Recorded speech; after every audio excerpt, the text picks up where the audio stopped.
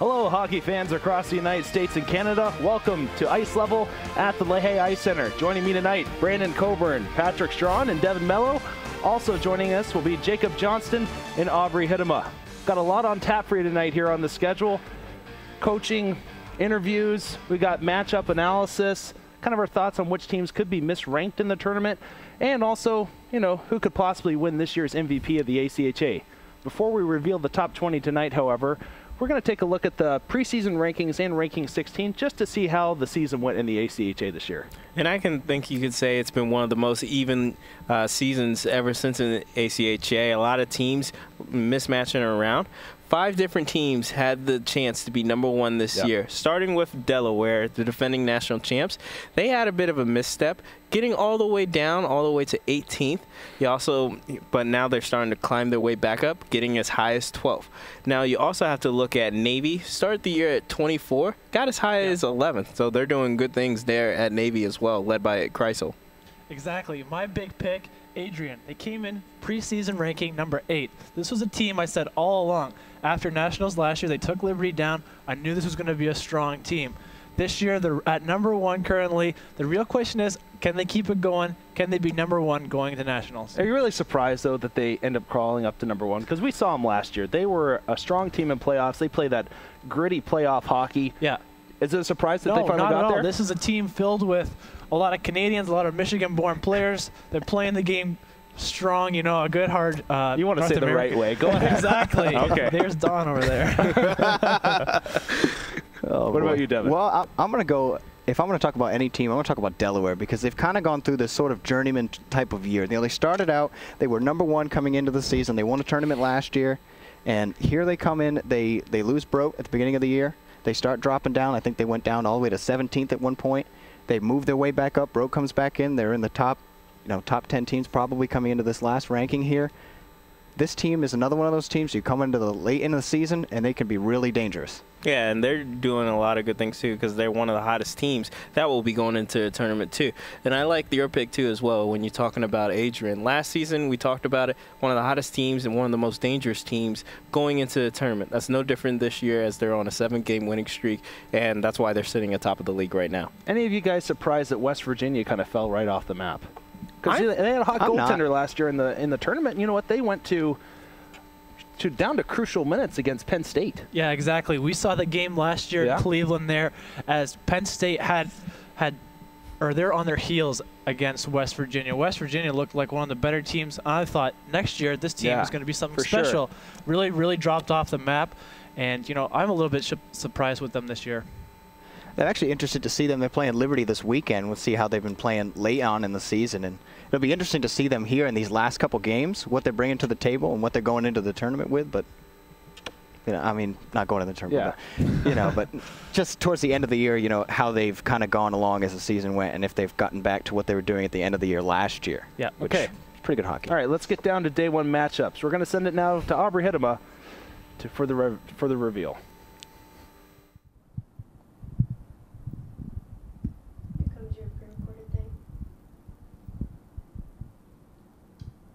We'll be getting that number 18 seed place in the country. Now, Arizona has been playing a top 10 heavy schedule, but Rutgers has had more wins since Christmas. So let's take a look at game 1. It's going to be number 14, Central Oklahoma, versus number 19, Niagara. Now, Niagara is coming in as the underseed with a record of 22-8-0, and Central with a record of 21-14-0. The winner of the season series will go to Central Oklahoma. Keep in mind, however, that Niagara has won one of these contests before but had to forfeit. Now for game number 2, we're going to come back to in just a minute. For game number 3, it will be number 16, Stony Brook, versus number 17, Rhode Island. Rhode Island obviously isn't too far behind with a record of 19-10-4, and Stony Brook with a record of 13-11-3. Stony Brook won the season series 2-0 by winning the same scoring goals on both nights, 5-4. Bill Freely for Stony Brook was a huge asset, notching 2 goals and 2 assists. Now for game 4, we have number 13, Liberty, versus number 20, John Carroll. John Carroll will be coming into this matchup as the underdog with a record of 18-13-0, and Liberty with a record of 21-13-2. Liberty looks to be the early favorite in this game, but keep in mind that John Carroll almost pulled an upset against Robert Morris, losing 1-0 in Chicago. Now finally, the much anticipated reveal of game number 2. It will be number 15 U.S. Naval Academy versus number 18 Rutgers. Rutgers is coming in with a record of 14-8-2, and the U.S. Naval Academy has a record of 28-4-1. While Rutgers might not be the popular decision from what we've seen on Twitter, we do congratulate them on making the tournament. Back to you. All right, guys, so Obviously. let's start off by looking at Niagara versus Central Oklahoma. And we were talking a little bit about Niagara already, a quick skating team, you know what, and one thing I really like, and we'll hear it a little bit later on, but the coach saying how close-knit of a group this is. And you know, they've been playing a pretty good season so far, 22-8 going on, and they've already beaten Central Oklahoma on the season. If you look at their stats, it'll say 1 win, 1 loss against it, but that 1 loss was a forfeit, so we're not going to count that one. They've beaten Central Oklahoma. They've beaten URI. They've split the series between them, and I think that that's a little more credible than people will give them. I think URI is a much better team than people think, so I look at that as a positive. I think it's good they split against them, but again, this matchup, kind of one of those two, in my opinion, two of the more bottom teams. I think that both of them are probably, you know, quick outs. But in my opinion, I think Niagara takes this one. I'm going to go the early upset. Looking at Central Oklahoma, their resume, they beat Arizona State and they beat Arizona on the road. That's all good and great. They lost to Robert Morris 4-2, which is pretty impressive when you think about it. But what they've done as of late, I'm starting to question them a little bit because they got absolutely pumped by Oklahoma. They lost 12-1 in their last game. And if you're going to come into the end of the season and you're going to get beat by a tournament team, like a tournament caliber team, by that much, it's not looking well for you. Right. So I think Niagara takes it, in my opinion. Okay, I'm going to give Niagara a bit of an edge here, too, and just because of Dane Wakefield. He's the poster boy for Don Simmons' goaltending equipment up in Canada. I've seen videos of this guy. This guy can absolutely stand on his head when called upon. So that's an X factor there. I don't know if he's had the greatest season so far. His numbers look pretty good. Any Tendy with a 2.82 goals against average. He's having a quality year in the ACHA. Yeah, anytime you can keep it under a 3, you're looking pretty solid. I don't know what his save percentage is, but goals against average, that's looking good for Niagara. Yeah, but you got to remember, you guys are counting Central Oklahoma out and acting like Niagara's going to walk all over them. You got to remember, they went out to Arizona, beating Arizona State and Arizona. That is a tough place to play in. Yeah, that is. Especially beating both teams. Remember, Arizona State is a very quality team, probably one of the favorites to win, depending on who you ask as well. You think they're quality? Absolutely. At number 2? No, just okay. Oh, really? But you have to. But you got to remember that thing. So like, you can't just the way you guys are sounding. You act like Niagara's probably going to blow them out 8-1, and I don't think it's going to be that easy of a matchup. I think it's a one-goal game. I totally agree with what Pat's saying there. Central Oklahoma going into Arizona State, taking some games there. That's really impressive. I think you do. You got to keep with your pick, but. All right, let me throw this out there before we hear from the Niagara head coach. Can UCO score enough? Their leading scorer has 25 points right now, not goals. You look at Niagara, they've got 2 guys in the 50-point range. You've got a couple of guys, 26 points. Cartwright, he has 26, not points, but goals on the season. Right. So you know that they can put the puck in the back of the net, but if you look at these guys for Central Oklahoma, you look at Bledsoe, he's got 9 goals. He's their leading point guy. He's got 9 goals. He's got 16 assists. Yeah. I mean, these aren't like blistering numbers by any means, and I think that could be their downfall. Niagara, you talked about their speed, and I just don't see them matching up too well with them in this first round. I think that Niagara takes it. All right, fair enough. All right, we had the opportunity, Brandon did, to speak with the Niagara head coach, and now we're going to show it to you. Coach, heading into the season, what was your main, I guess, ideas or stress for, I guess, what you want to see from the year? Well, we've been on probably a 3-year plan, and as most people know that follow college hockey, you go through a good stretch of years, and then sometimes you might have some down years when you have a lot of seniors graduate. We've only got 4 seniors graduating, so we expected a pretty good run this year. Mm-hmm. We expected to take our lumps, and we did early on. A lot of freshmen stepped up. Our starting goaltender is a senior. We have a captain that's a senior. So like I said, we only lose 4 guys. Our goal from September on was the national tournament all along, and we finally achieved that goal. Yep, great stuff. What would your greatest strength be, I guess, as a team, would you say? It's a couple things. Our speed is outstanding. Every year we have a slogan that goes on our T-shirts, and this year it was family. We've come together tight. There's no cliques in front of our group. The team as a whole is the strongest, tightest team I've seen in the 17 years I've been coaching. We added an off-ice conditioning. We do an MMA workout. We don't get into the gym, like we're not throwing fists, but they do the ropes and the tires, and it's a local company. They're a couple hockey buddies of mine, and if you look at our goals against in the third period, it's something crazy like 4-1 that we're outscoring our opponents in the third period. Wow, awesome! That's great. Final question: what would your thoughts be on what's it going to take for your team to make a long push into the tournament / kind of take this thing home? It takes focus. You can never take anybody lightly. Obviously we're coming in as a low seed, technically high seed, however you want to call it, somewhere between 16 and 20 or whatever. Our guys are ready for the challenge. They've been looking forward to it. Like I say, it's been a goal since late August, early September. And I also think you need a lot of luck. Bounces got to go your way on that, being focused, being conditioned. We're ready for all that. We don't fear any team in the country. We're ready to play. The guys are hungry. We just clinched our auto bid this past weekend. The guys are ready. They're fired up. I wouldn't look past us at all. If any team's playing us, they better be ready. That's awesome. Really appreciate you and your thoughts. Thanks for your time. Next matchup we're going to take a look at here, guys, Navy versus Rutgers. And really probably the biggest surprise in this, in this tournament bracket came down. Was it going to be Rutgers? Was it going to be Arizona? Before we get into that kind of aspect of this, let's talk about the matchup.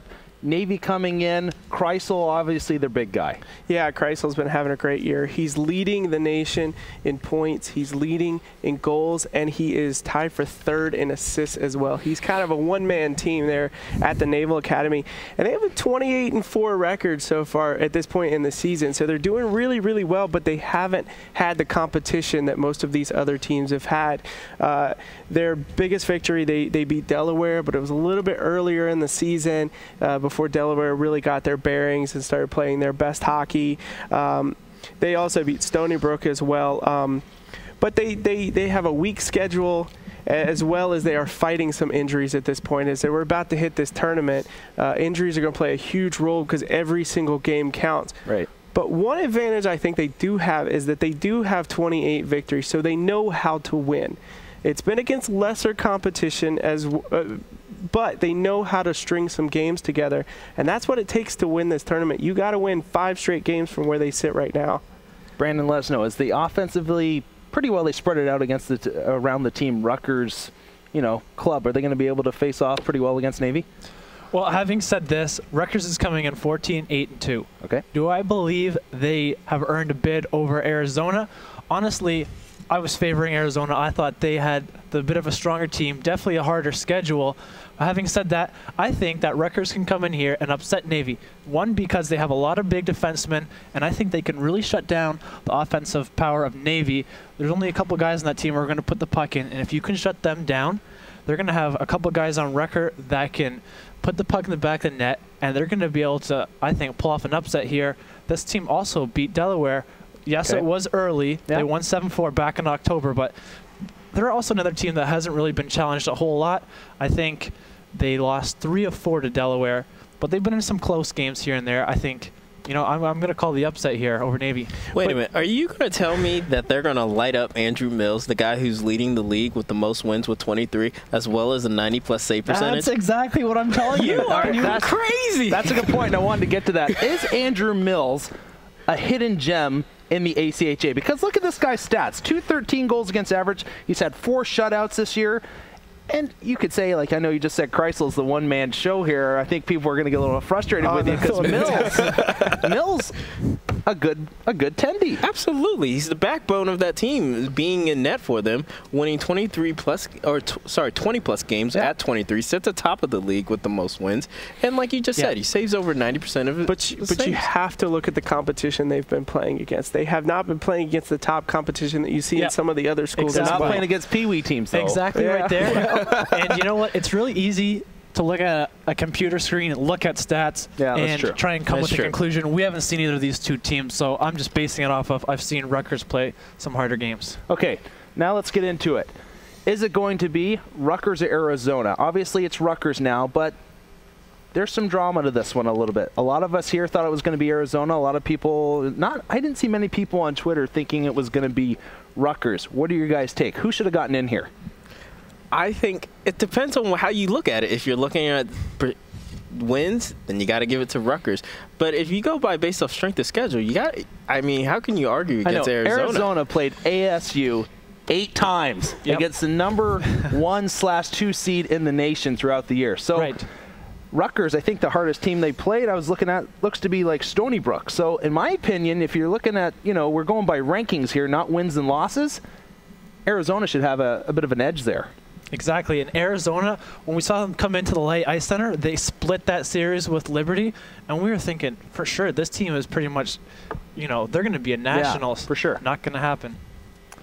Watch, Rutgers is going to come in and be a Cinderella team, go to the Final Four. I haven't been Navy. Probably. I haven't been Navy. It's Navy. Naval Academy is going to get it. Okay, next up, Stony Brook, Rhode Island. Stony Brook won that season series 2-0, winning both games by a score of 5-4. What's going to happen in this one, guys?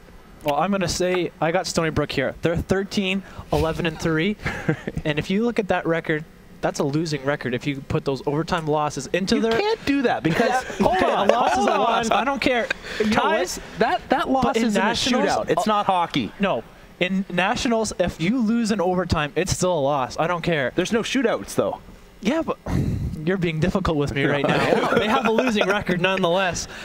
Coming in, yes, they've beat Rhode Island twice this year by a score of 5-4 both times. They cannot overlook Rhode Island. No, they're one spot behind them, right? Yeah, they do have a losing record, but I think one of their problems right now is they're giving up too many goals. 3.5 goals against them per game.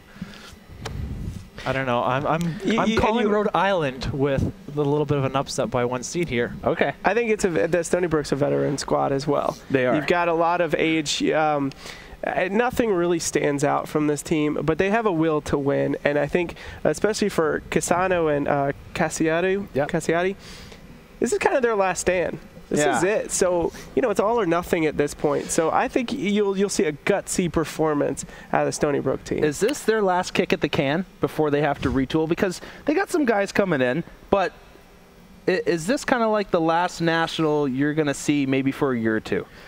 It's hard to say. I mean, I agree with you guys of what you're saying right now. I think Stony Brook, they do have some guys that are going to probably give it their all, especially in the senior captain, Cassiati. Yeah. He's one of the best puck handlers and also has great ice vision. Also got Barbara. He's doing excellent work for them, as well as Cassano. But I still have to agree with Brandon. I'm going with Rhode Island here. I mean, if Iowa State's coach Murdoch wasn't in the league, the cup would be called the Augustine Cup. For Coach Augustine from Rhode Island, he has 500-plus career wins since he's been there. Yep. Also, you got to look at some of the top guys they have on this team that have scoring ability, led by the forward and David Macalino and Sean O'Neill. They both have done excellent work. And also Kenny and Sherman have done a great job manning the pipes for this team.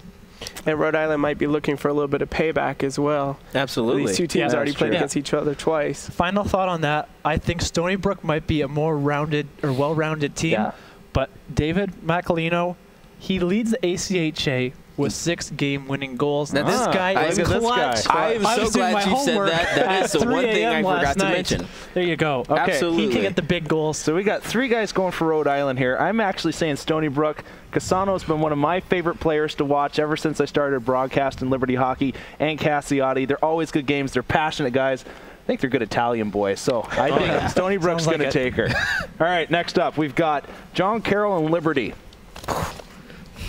Oh, boy. Liberty dropping like a rock here lately, going from 10 down to 13. John Carroll getting in because they won the College Mid-America Championship.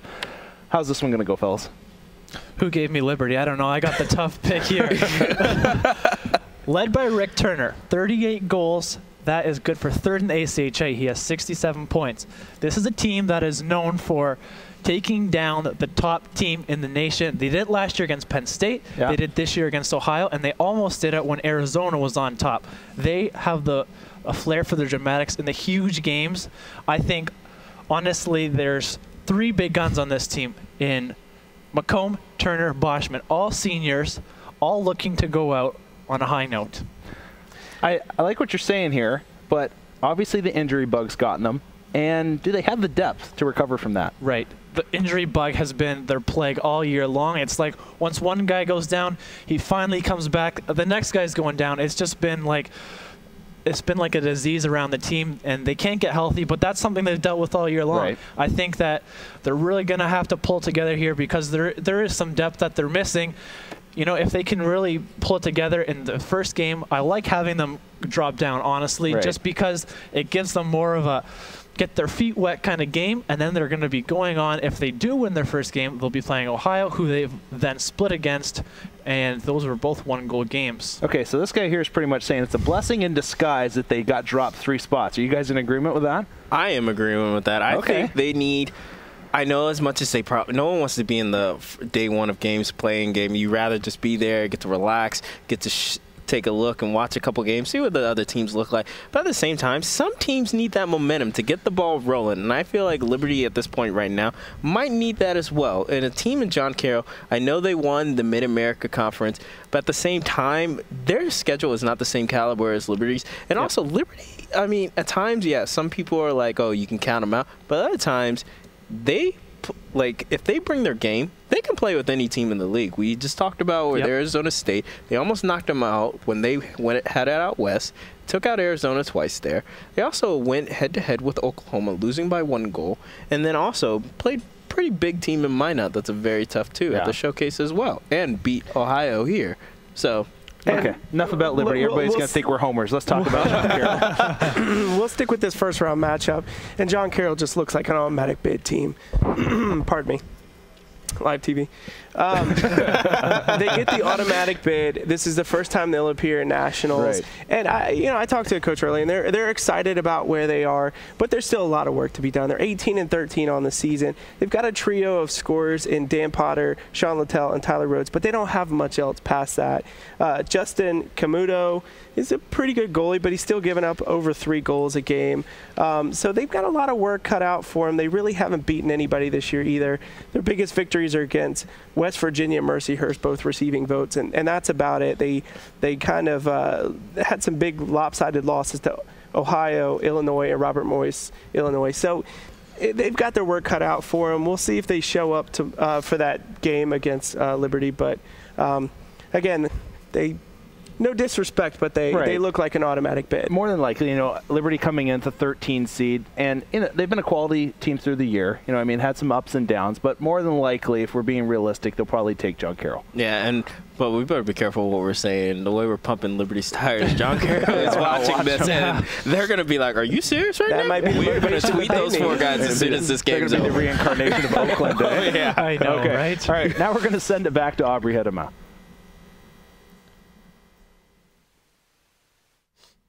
Conduct a few polls via Twitter so that we can get you, the audience's, opinions on some questions. Now, our first question is, who's your pick for Cinderella team? Now, what we need you to do is grab out your iPad or your cell phone and tweet your answer, followed by hashtag ACHA Chicago 2013. Then we'll be able to tally all that up and let you know the results in a little while. Back to you.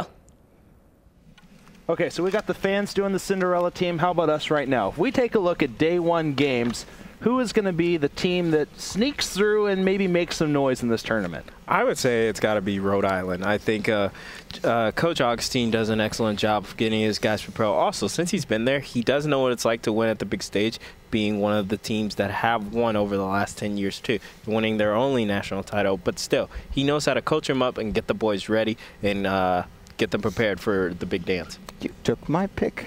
You took my Cinderella pick.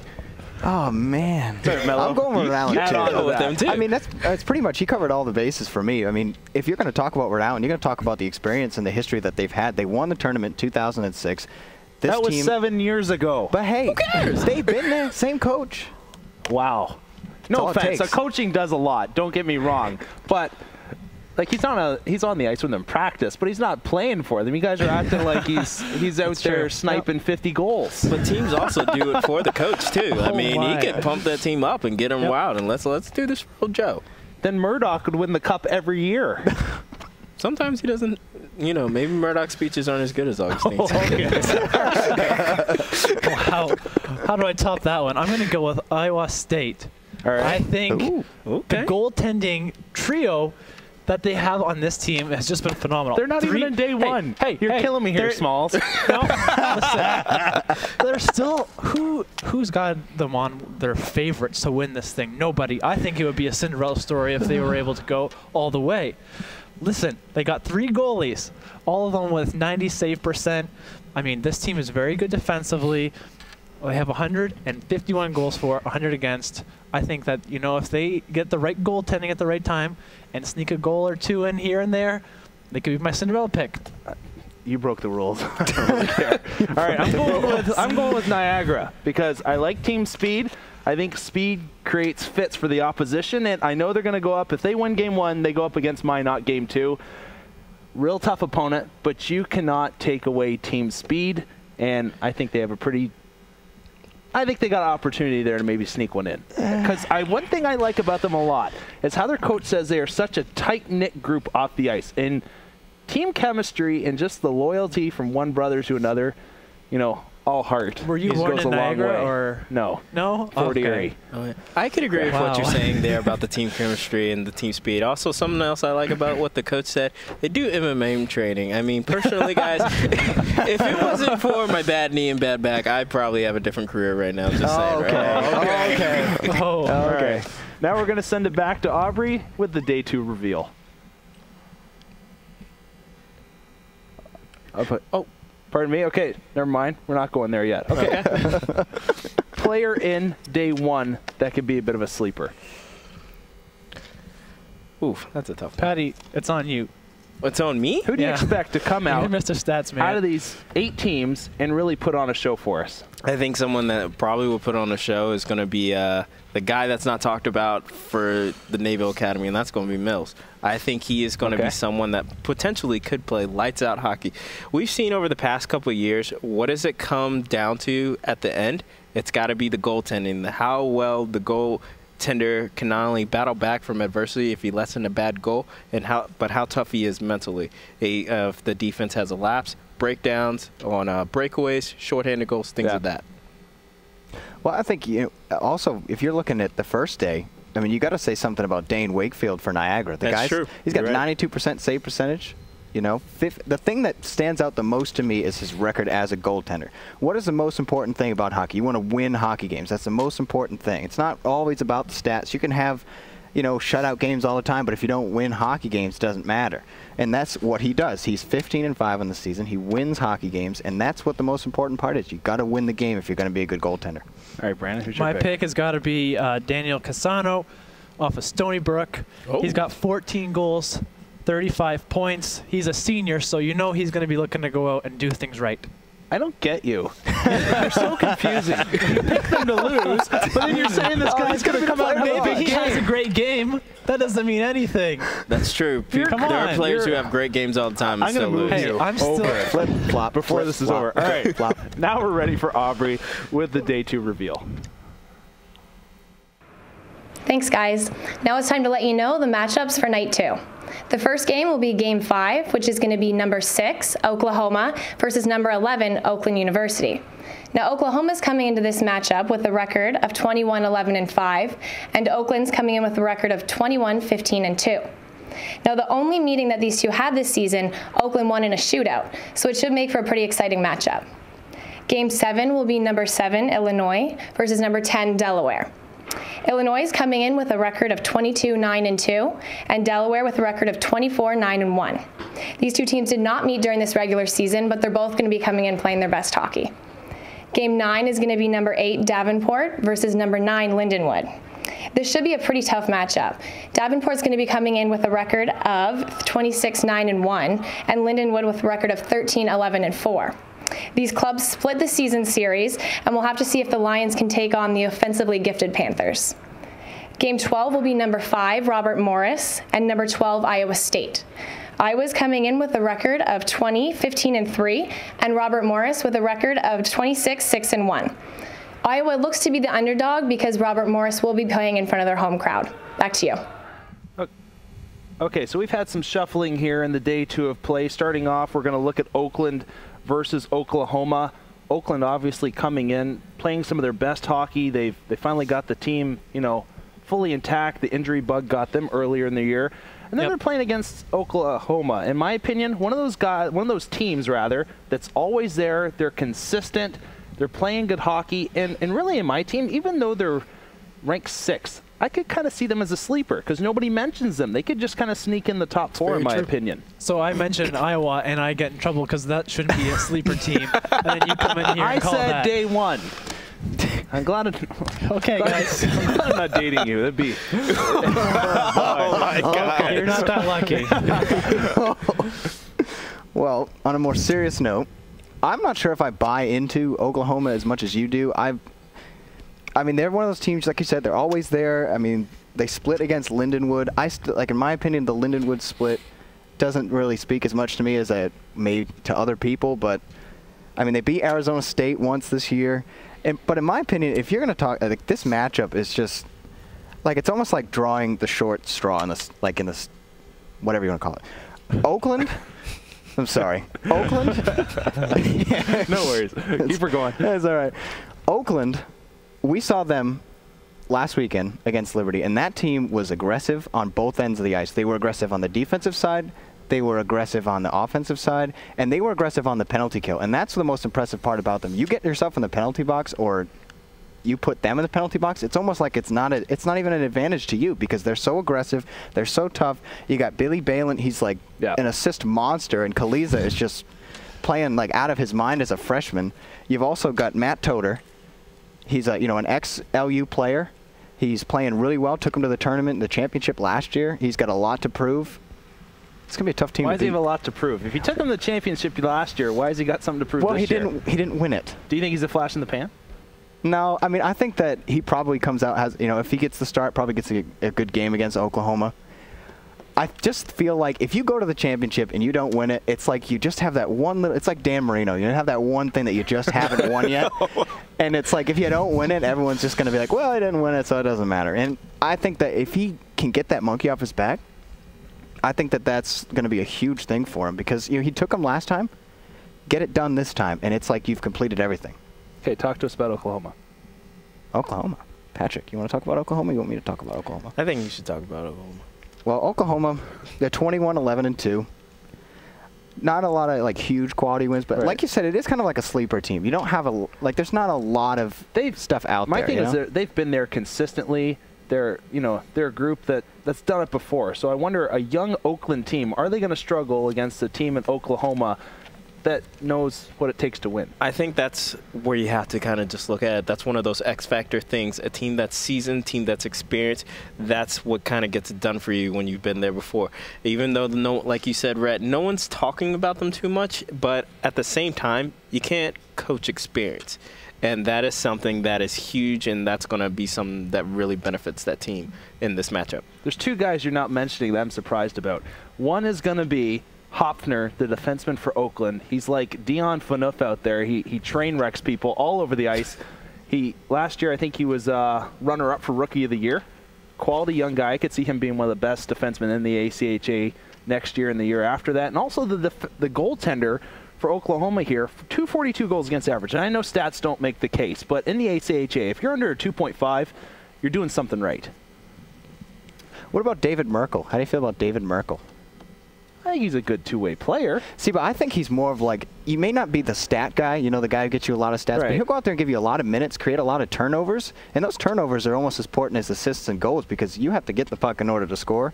So he's the kind of guy who kind of generates that for you. He's good against the boards, He uses the body well, and he generates a lot of offense for them, even though he doesn't end up on the stat sheet. Okay. Well, before we end this one, we luckily had Corey Haygood have an opportunity to speak with the head coach of the Oakland Grizzlies. Tournament selection here. What are some of the keys that you've looked at throughout the season that's going to help you guys throughout the tournament?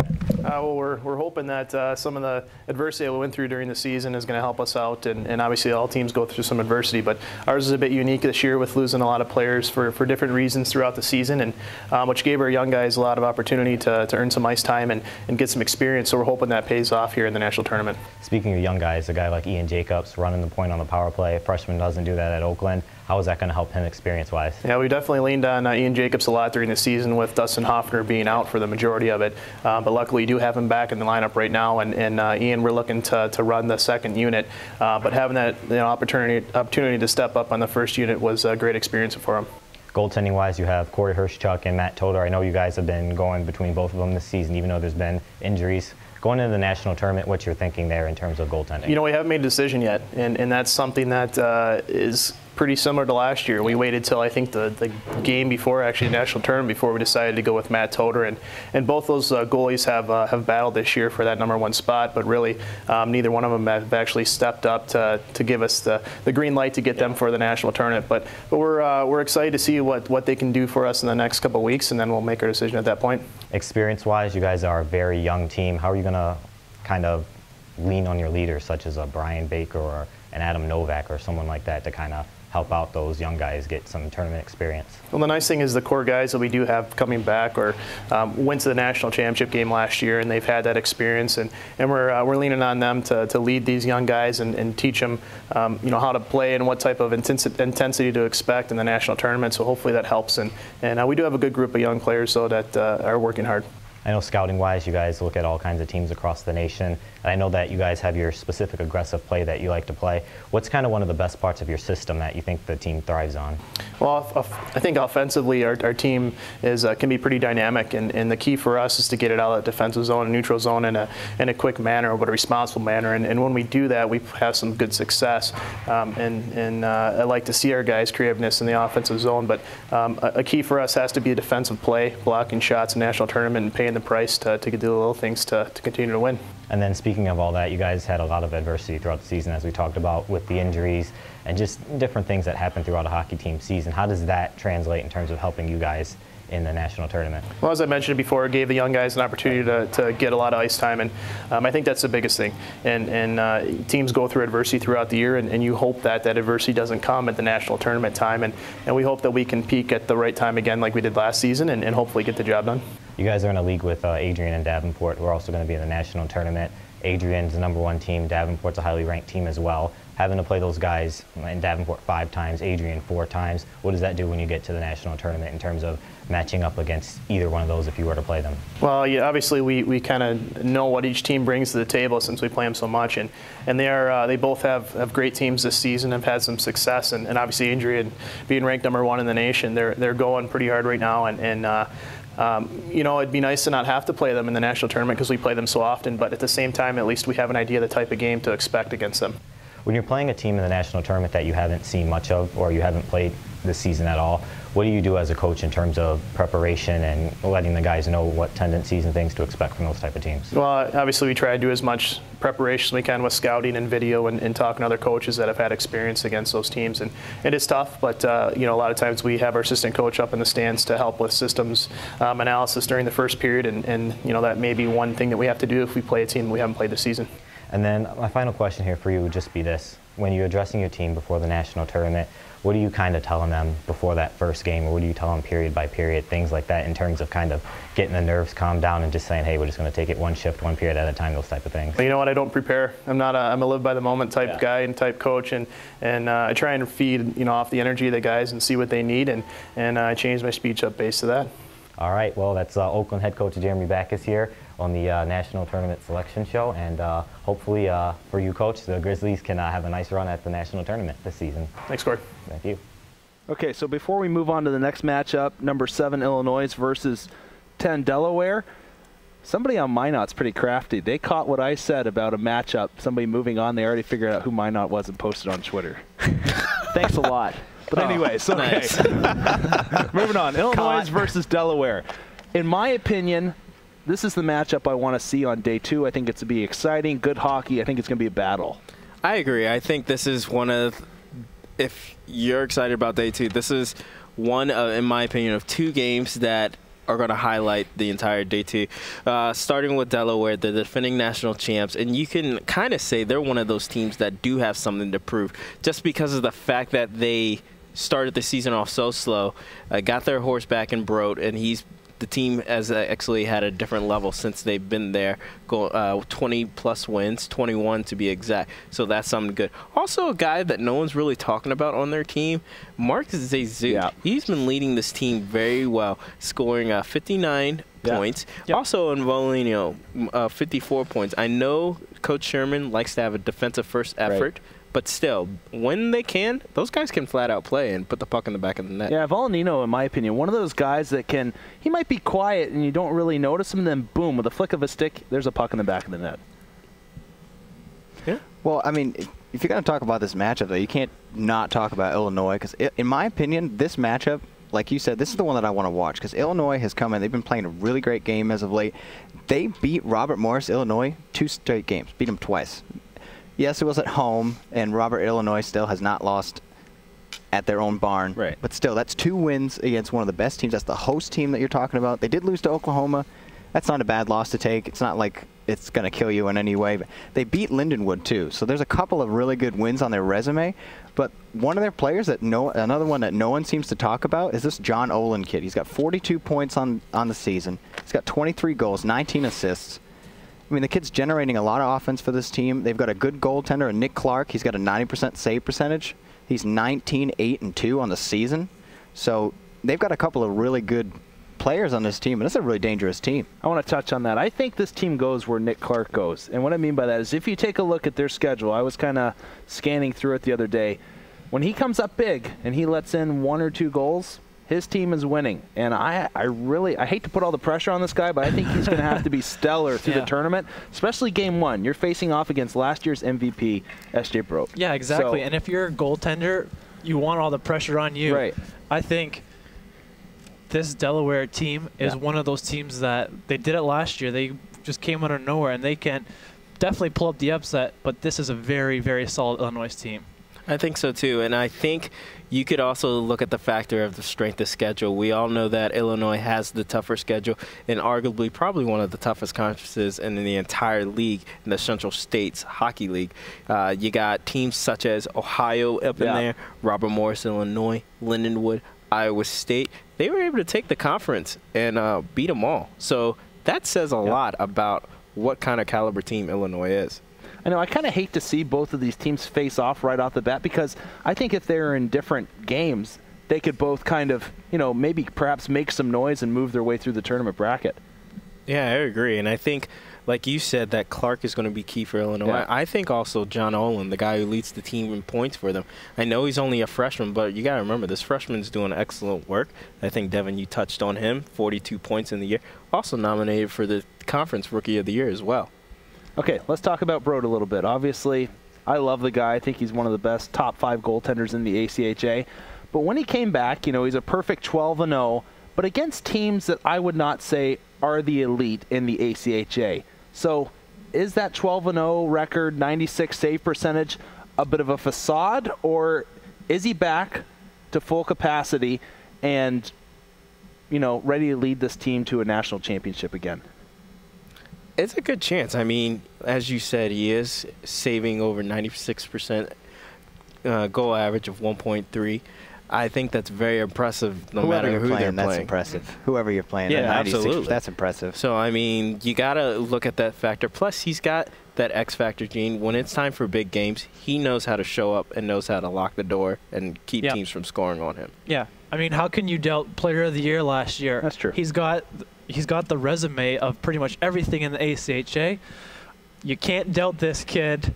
12-0. Yes, it hasn't been against the best teams, but he's proven time and time again that when it's the big game, he's going to step up. I'm not doubting him at all. Okay. Well, luckily we had the opportunity to speak with their head coach, M.F. Sherman, of the Delaware Blue Hens. Coach Coach, you guys obviously had a little bit of a rough start to the year. When was that turning point for you that got things going in the right directions? Because you guys skyrocketed right up the rankings chart. Actually, I think it was the weekend we were in Liberty. We won both games down there, and then we went on. I think we went on a 20-3 roll for the balance of the season. So that was Liberty and Delaware always have good games, and it's a great rivalry. And I think that kind of jump started us for the rest of the season. Can you talk to us a little bit about, I'm sure you get sick of mentioning his name, but Byrd. It's been great for you since his return from injury, and 96 save percentage, undefeated. Really the backbone of your hockey team. Yeah, I think so. I think, we've got pretty good balance. We try to play a strong defensive game and keep the shots that he gets from outside the good scoring areas. So obviously he's very, very good, and he is the backbone of our team. So we're happy to have him back, and we're looking forward to the next couple of weeks. Headed into the tournament, you guys are currently ranked at, I believe, 12. Do you see yourself more as a top 10 team that just had a bad start and kind of anything can happen once you get there? I think so. I think we've gotten consistently better over the course of the season. We had the 3 losses we had were kind of hiccups along the way. I think they were games we could have just as easily won, and I feel pretty good about where we are right now with our team and our balance and our depth. So I'm looking forward to the tournament. Perfect. Well, thanks for doing this with us tonight. My pleasure. Yeah. One thing I really like about what Coach Sherman said there, and I think he took a lot of the pressure off his goaltender with saying, hey, we play a really good defensive style hockey game that keeps shots from the outside. And I don't want to focus too much longer on Delaware, but I think that's a smart coaching decision. Oh, absolutely. Absolutely. You do have the best goaltender probably in the league. I think what he did was deflect kind of all the pressure off of his goaltender and rely on his team. Yes, Delaware is a very solid team, and with their goaltender in there playing at his prime, this is a very dangerous team. And I think you hit it on the head, Rhett, when he said defensive play, because I know you talked about it a lot. They have a defensive first effort. Yep. And when you play solid defense, a lot of times that transitions into a solid offense too, because it makes teams have to open up against you and feel like they got to score. And when they do that, it ends up biting them because you end up scoring on them as well. So, and they feel like they got to play catch up, and it never ever happens. Okay, next up we're going to look at Davenport versus Lindenwood, and these two teams flip-flopped in the rankings, and really that could be bigger than you think, because all of a sudden Davenport gets the home ice advantage. They get the last change. They can put Wendecker out there against the top offensive guys for the Lions. Yeah, you know what? This team gets me fired up because they won a national championship 2 years ago. And guess who it was against? Lindenwood. They won that one 3-2 in overtime. You think there's a little bit of a rivalry going here? Yeah, they didn't forget about that. This is a very solid team. Graveline and net. Can he get them through the tournament? I think he's been solid. He's got to improve his numbers a bit. Yeah, he's been there. He's got an 89% save percent. 3.14 goals against average. It's been decent. I think if they're going to go far, he's going to have to step it up a bit more. Listen, this team has 7 forwards, or players rather, that all have 30-plus points. They're going to be able to put the pucks in the net. Right. As long as they can be very good and sound offensively, this is going to be a team that I think is going to go far. And this is also a team that beat Adrian, by the way, in December. Okay, you talk about sound defensively, and to add on to that, Coach Sweeney actually just emailed us out saying his team has only let in, I believe, 15 goals in the last 8 games. So Graveline plus the just defensive zone coverage is going to have to be good through the tournament and continue kind of their defensive ways that they've shown here in the last quarter of the season. And I actually think that Graveline can do it, because I think personally Graveline is one of the top echelon goalies in this league. Also, their defense is led by the strong defenseman and captain Phil Wendecker. Does an excellent job. In my opinion, he should probably be on one of the All-American teams in the back end. I know he doesn't have the points up there as a lot of other people, but you can't take away what he brings to the table in defense, away he blocks shots and also commands his troops. But now let's talk about Lindenwood, a team, last team to win back-to-back championships back in 09 and 10, and also the last team to start the season out number 1 and finish number 1. Okay. I unfortunately am going to say Davenport is going to beat them. And I know you they're haven't even told us about them yet, and you're just. How can you say that? Let me tell you That's right terrible. now. I know, and I am going to get. I can see the tweets right now. Yeah. All right, but I am not impressed at all. They're 13, 11, and 4. I think they've won. They are ranked too high to be number 9, and with that kind of record, especially with the 3, 8, and 1 road record, they cannot win on the road. It looks like that is one thing I have to say about them. Also, another thing I have to say too. Hold on. You're telling me that the powerhouse Lindenwood, the boys that won back-to-back, have always seemed to be like the last 5 or 6 years the team to beat. You're saying they should not be really in the top 10. I am saying that. Where are you saying they should be? I think Delaware should be ranked higher than them. And I also think right now, Oakland should be too. Little piece of advice: don't open any packages from St. Louis anytime soon. And also they're going in right now. They're on a 4-game losing streak, losing to Robert Morris, Illinois, and Iowa State, who was one of the hottest teams going into this tournament. Coming up with Iowa State, and as Brandon Sleeper, as he broke the rules that you said earlier. And plus, I feel like they're also somewhat struggling as far as getting points in the back of the net too. No guy has over 30-plus points. Only one guy has over 10 points. 10-plus goals. So they're having trouble also finding some offense. And as much goals they score about 3.8. They also let in 3.1. Okay, let's just get a little small opinion here. Any team that has a losing record on the road, should they be in the top 10? Yep, they should be, because there's not enough teams, honestly, that have a winning record on the road that are decent. And I don't want to go, because that's my next point on my next team, but I'm just going to say there's too many teams that are really good teams that just they don't have a very good record on the road. Okay, moving on. We did have the opportunity to speak with Coach Phil Sweeney earlier this week. Phil, you guys had a good year so far, sitting at the 8 seed, facing off, looks like against Illinois coming into the tournament. How do you feel about that matchup? Well, it'll be tough. They took it to us earlier this year, so we'll have to figure out their power play. It's going to be really. I think we might play Illinois. It's kind of the last couple of weeks have been real crazy, so I don't know who we're going to play. We're just kind of waiting for Wednesday to see how everything transpires, and then we'll start getting ready after that. Guys, obviously in the GLC, one of the tougher, leagues within the ACHA. How does that prepare you going into the national tournament?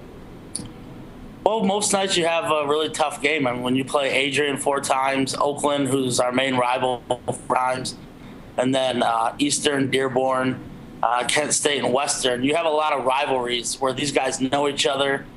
So guys are usually pretty passionate every game. So it's nice because you really don't take a night off, where sometimes you play out-of-conference games, maybe, if it's a blowout, you take a night off. Even the games that get kind of out of hand score-wise, you're still going up against guys that you know from junior or high school or travel. So it's, the guys get really good games every single game. You guys got some veteran leaders on the team. Wendecker's been big for you. Graveline looks like he's had a good year. Can you pick out one of your, upperclassmen that's really kind of been the go-to guy for you? Well, it's funny is we only have 5 upperclassmen, so we don't have a ton to choose from. But all the guys you said, Graveline, he's been phenomenal again this year. He's won us a couple games on his own.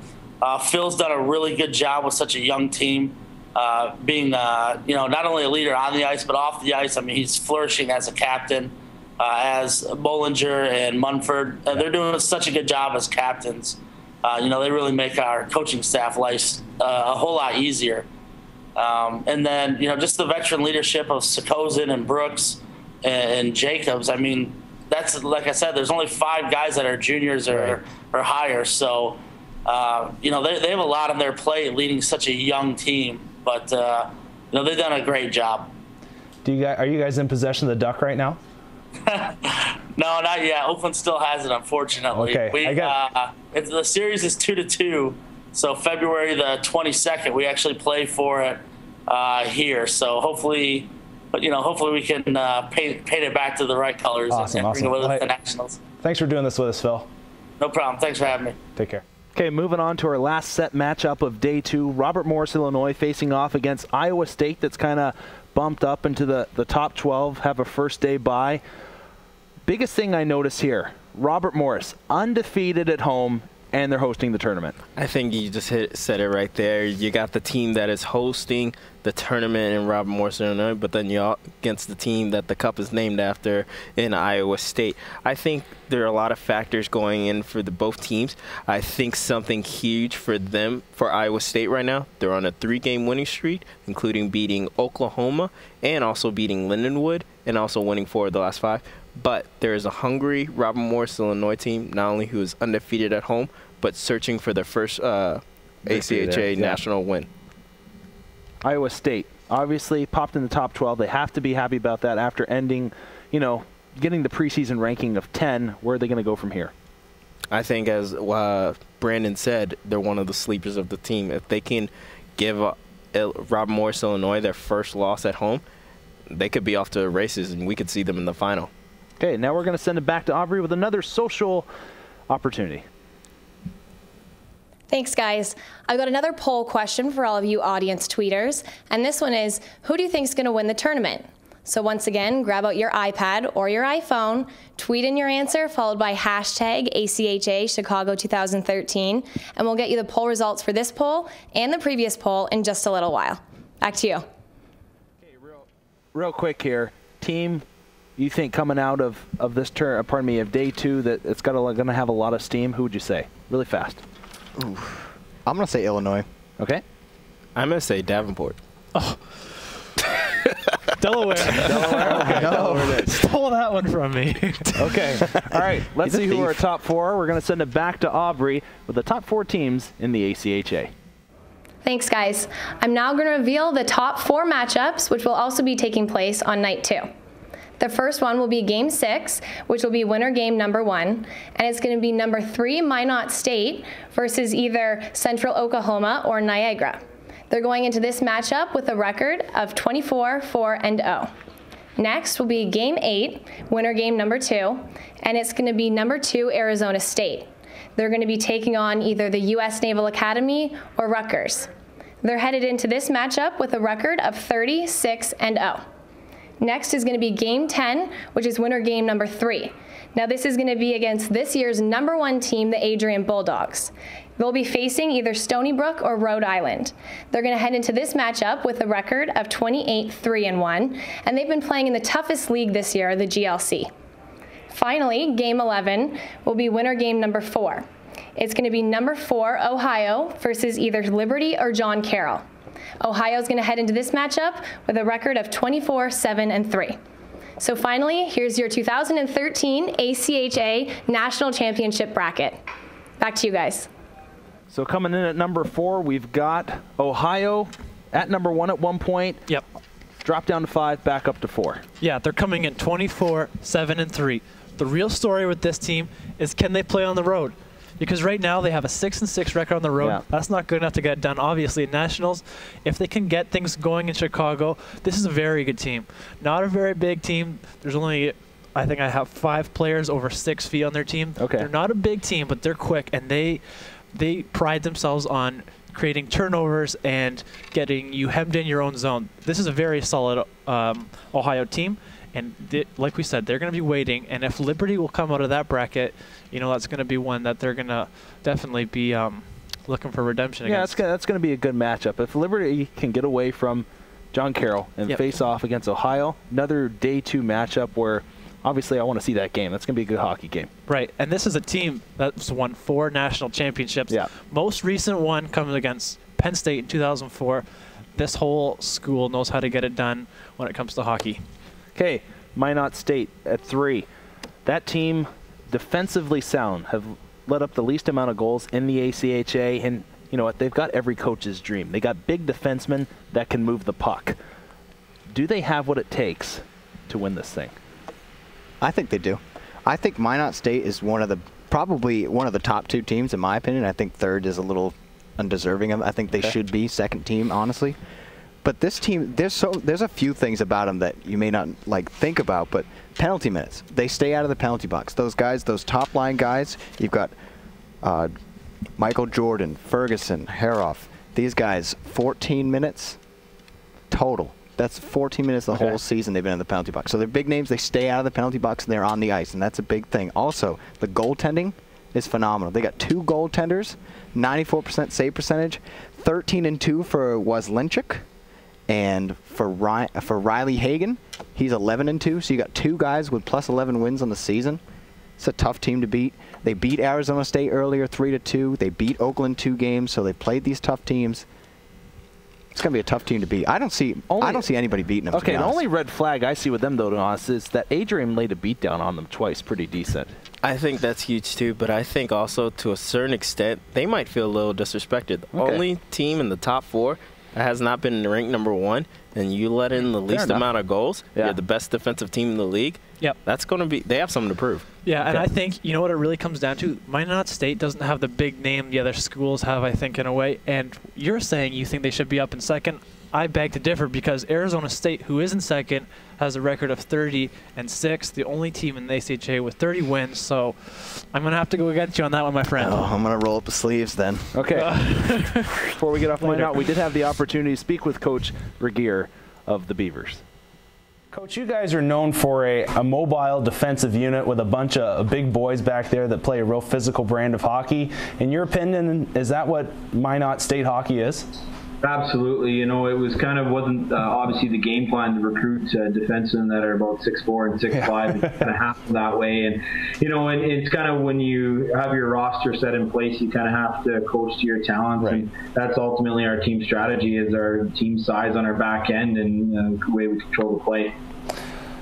For you guys seem to be a pretty battle-tested group. Looking at your schedule, you've played Oakland, you've played Arizona State. How much is that going to contribute to hopeful success at Nationals? Well, hopefully this year it's going to bode well for us. You know, in years past, you know, being in our demographic kind of way up in North Dakota, it's always been kind of a challenge for us to bring in top quality teams and to travel obviously all over the country. Sometimes a bit of a challenge. And with the schedule we had this year, hopefully it's kind of the right formula, because like as you said, we played some key games against Arizona State, and earlier we played Delaware and even Liberty at the showcase and stuff like that. So hopefully with the games that we played and even the top games we've had coming in late, hopefully it's going to bode well for us down stretch here. Was there any one game or maybe instant throughout the season that was kind of a turning point for you guys or got you guys going on the right foot? Yeah, it was. I think we went down to Ohio in November, and we came out. We were playing them in a 2-game set, and it was game 1, and we were up about 2 goals with about 10 minutes left in the 3rd period, and they stormed back and actually beat us. And that was kind of one of those things where we needed to really flip the switch. And the next game, we came out on fire and beat them 7-1, and from there on, we haven't lost. And I think for us, that was kind of that wake-up call that we needed to play a full 60 minutes, and our guys have been feeding off their confidence, and ultimately that's kind of what's led to the way we've been playing. Obviously coming in, it looks like you guys are pretty cemented in at number 3 in the nation. What kind of pressure are you going to have to deal with at Nationals, and do you think your guys are ready to make a push to, to get the Murdoch Cup? I think, the last couple seasons, our disappointment a couple years ago, losing in the 1st round, and then last year losing to Lindenwood in the 2nd round, I think those experiences kind of tell us that, it doesn't really matter what we've done in the season. It's all about playing our best at the end. And, hopefully our veterans that have experienced those heartaches can realize that, you got to play your best at the end. And I think for us, the experience is hopefully going to pay well for us down this. And I think our guys are ready, and I think we're going to be ready to go for this tournament. Perfect. Well, hey, thank you so much for joining us. Thank you. All right, we look at the number 2 seed, Arizona State. Last year, got stung in the 1st round, knocked out right off the bat. Yep. Is this year they get through? Absolutely. This team is flying this year. 181 goals for, 87 against. This team is 9-2 on the road. One of their big wins comes when they beat Penn State NCAA D1 this year, 4-3. I mean, this team really has had a very successful season. All they're lacking is really the tournament title, really. And goaltending has been huge for them as well. They got a goaltender in Dialli who is 2nd in wins, 22-4, 91 save percent, 2.4 goals against. Great goaltending, and they're built with a lot of Canadians. 11 Canadians on this team. Very good. Hey, the Canadians. That's all that matters to you, isn't it? Listen, I have a point here. 11 Canadians. This is a very good recruiting school. After all, who wouldn't want to go to the sunny desert in Arizona?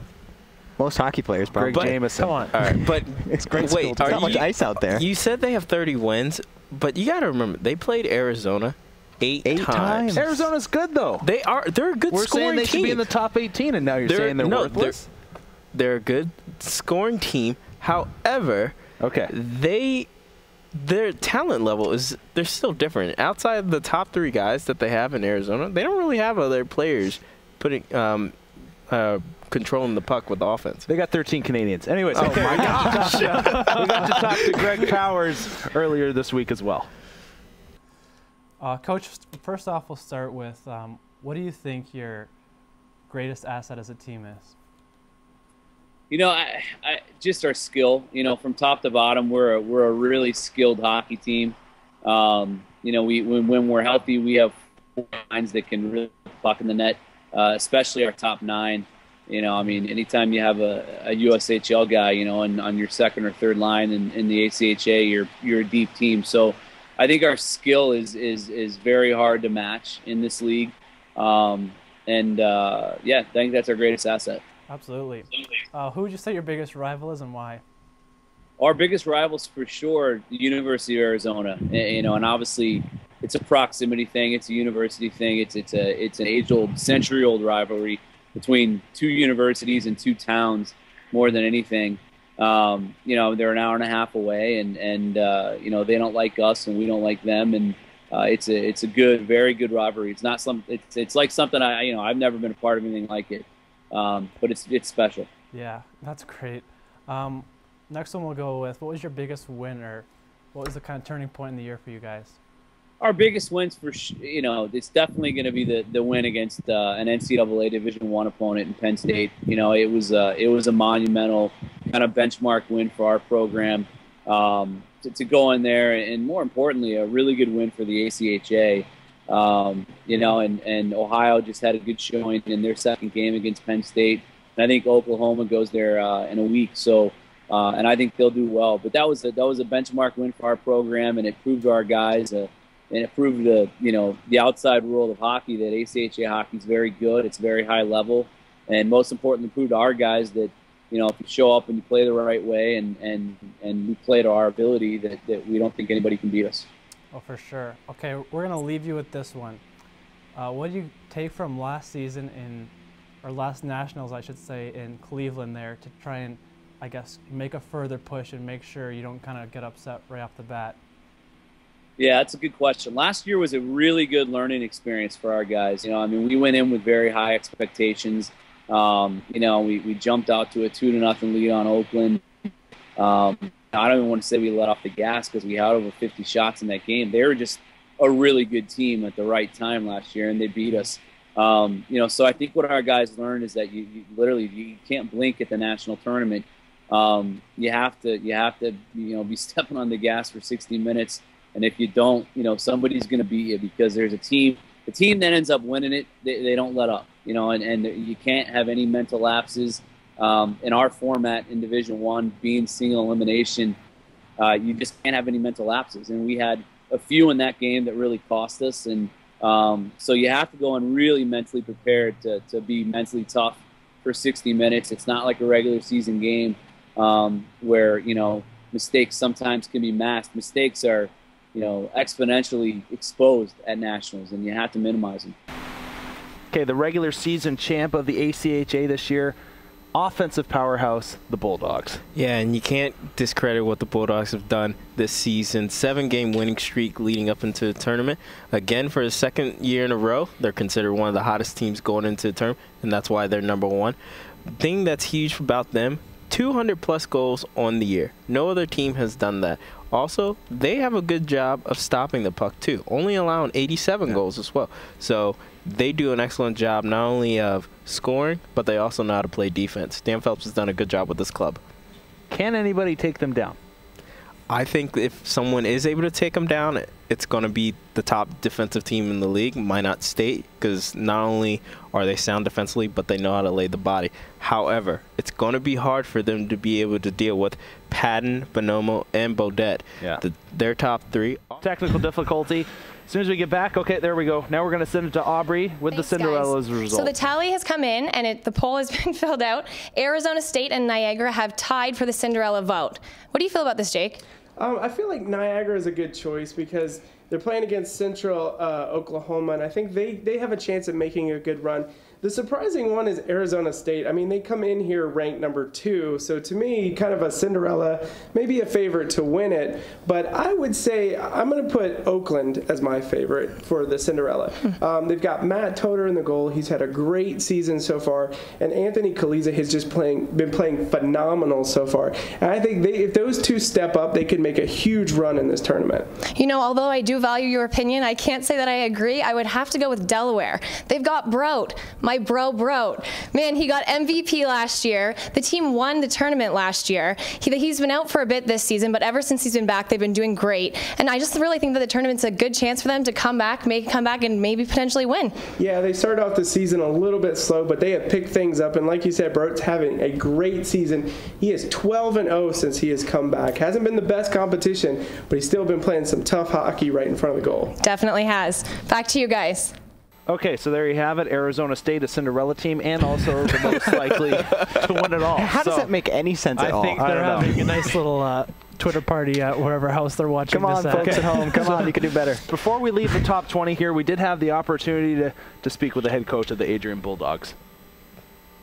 Time last year or this year where there's a game or something happened where your team kind of took that jump to an elite team in the ACHA?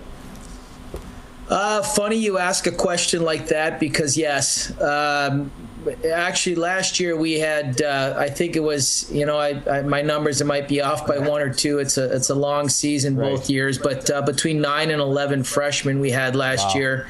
And we worked hard on our recruiting to bring in some very top quality kids as freshmen that we knew could step in and play. We knew there'd be a transition for them. Right. And actuality around Christmas last year, I had to sit back and kind of retool things a little bit. And I also had to kind of look at what we had and what we were doing and be more thankful for what I had than what I wanted. Gotcha. and I think with that, we kind of retooled and simplified things a little bit for the second half of the year. And with all of the guys that we had coming back this year, we kind of rolled that end of the season momentum that we had into this year, and we've been building off that. And the guys obviously have bought into what we need to do starting last year, and we've rolled that into this year, and I think that's added to our success. We have a kind of a saying in our dressing room, and we try not to put big goals ahead of us. We try to look more focused on small things, and one of our sayings is let's just get better every day and not worry about where we are. Let's worry about what we do daily on our own, and things will take care of themselves. You guys have the most offensive, the best offensive numbers in the league right now. Last year I said when I saw you come down to Liberty, you're a team that's built to play in the playoffs.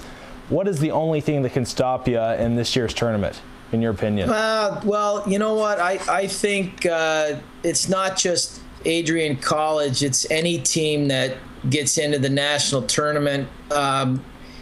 It's a one-game elimination series, and that puts a lot of heat on you. And, we try to tell our guys that, throughout the year that, if you played pro hockey or you played a high-level junior hockey where you're playing 60 or 70 games, you can lose 31 through 34 and games 48 through 53 and still have a good run. There's a lot of hockey there. In college hockey, even at the ACHA level, where we play more games than the NCAAs, every game's important. And I think that's something that we've taken into account, that we have to be prepared and be ready every day. And to ultimately answer your question, and I think I'd probably get a yes nod from most of the coaches, your worst enemy when it comes down to the playoffs is yourself. If you're not prepared and you're not ready to face your opponents and you're not focused, luck only goes so far. My definition of luck is when preparation meets opportunity. Right. And I think that if we're prepared, we're going to be successful. And that's the one thing we've tried, again, with the small incremental, get better every day quote unquote, for us, that I think our guys are feeling good about themselves. They practice hard every day, harder than I've ever had a group practice. And I never saw more cohesiveness in a team that I've ever coached in this one. So, I've told them before, we had 27 guys and we brought a couple more in at Christmas for certain reasons. And I said, we may not have the most talented 29 guys, but we most certainly got the right 29. And I think that'll carry us through. Awesome. Well, hey, thank you so much for joining us. Okay, real quick here. Give me your team to win the whole thing and MVP of the league this year, both together. Ooh. It's tough to pick an MVP. I would probably go with that guy, what's it, Kissler, I can't think of his name right now. This is killing me. Who's he play for? Navy. Kreisel. Why couldn't I think of that? That's terrible. He's 82 points on the season. He's 82 points on the season. I can't think about it, but I think he's MVP, and I'm going to pick Minot. Minot's going to win it. I think it's going to be the top team in the league this year. It's going to be the Adrian Bulldogs. I think they're actually going to beat Minot State in the final. Top offensive team is going to beat the top defensive team. And the key reason why is the guy who I think is going to be the season MVP in Sennett Patton. I know he's only a freshman. Yeah. Top 4 in the league in points with 68. Leads the team in points. I think he should be the first freshman to ever win League Player of the Year and Rookie of the Year at the same season. I'm going to jump in front of you before you steal mine. Okay. All right, I'm going with Robert Morris, the home team. I'm going to say they're still going to be perfect at home. And then I'm going to kind of jump out there with my league MVP. I'm saying Nick Clark from Illinois. I don't think this team makes the top 10 if it wasn't for him backstopping them. All right, go ahead. I'm going to give Adrian, not because they're ranked #1, but before the season started, I said Adrian is going to be the team to beat this year. And they're making me look pretty smart right now, so I'm going to keep sticking with them. My MVP goes to Phil Windecker. This guy has done it all. He's a defenseman. He's putting points on the board, just like you heard from the coach. He's been a great captain all year. I can't say enough about the job he's done there. Phil Windecker is my MVP. Okay, before we end this thing, we're going to send it back to Aubrey and Jacob Jacobson. Thanks, guys. Now, the tournament-winning poll results are in as well, and Arizona State won again. Man, just winning all our polls tonight. Yeah, they won the Cinderella poll as well. I think Arizona State's got a pretty good shot at winning this, though. They have to get through Delaware or Illinois in the third round. That's going to be a difficult matchup for them, so we'll see what they can do. If I had to pick my winner, I'm going to say the final is going to come down to Adrian and Minot. And it's going to be a good battle, but I think Minot has the better scores and the better goalies to be able to pull off this victory and win the national championship. I do agree with you, but I do think that Adrian's going to end up winning. They've been #1 in the league. They're in one of the toughest leagues right now, the GLC. I just think that they have been on top, and they're going to stay on top. They're definitely the team to beat at this point. Definitely. Back to you guys. All right, guys, any final thoughts before we end this thing? I think you touched on this earlier. We were talking about the value of a player, and probably someone that's very underrated and we don't ever talk about is Mark Zazud and Volanino, his dynamic duo partner for Delaware. I know whenever you talk about Delaware, you always talk about broke this, broke that, but you can't deny the two-way play those two have. Great defensive forwards and also great goal scorers. If I'm going with underrated really fast, I'm having to say Andrew McComb of the hometown Liberty Flames. That's a good pick, too. I agree. He's a good guy. He plays hockey the right way. He matches up against the other team's best lines and still puts points up on the board. One of my favorite players in the ACHA. Totally. I'm going to give you a player to watch. Kel Dolinski, 5'10", sophomore from Regina, Saskatchewan. And he is leading Arizona with pretty much everything in points. You and the Canadian boys. All right. It's picking favorites. Don would be proud. All right, Devan, you got anything? I think the one thing that we should talk about is that Liberty needs to win that first game. I think if Liberty goes in and loses that first game, it's going to be like just a real big blow. I think they need to take care of John Carroll, get after Ohio, and just get deep into the playoffs here. Get a couple of wins under your belt for your playoff resume, and then you can take that home to recruiting, and it'll make you look real good. Real quick thing, also someone who needs to win real quick early is going to be Arizona State and Robert Morris, Illinois. Arizona State losing early last year. Robert Morris, Illinois, looking for the first win. Okay, well, we definitely like to thank Brian Moran and Chris Ostrander of the ACHA for letting us do this thing. Kirk Handy and Dave Semenina of Liberty University for really helping us put this whole thing together in a matter of 5 days. For our executive producer, Russ Martin, our director, Matthew Byrd, and the entire Liberty crew, I'm Rett McGibbon saying good night from Lynchburg, Virginia, and God bless.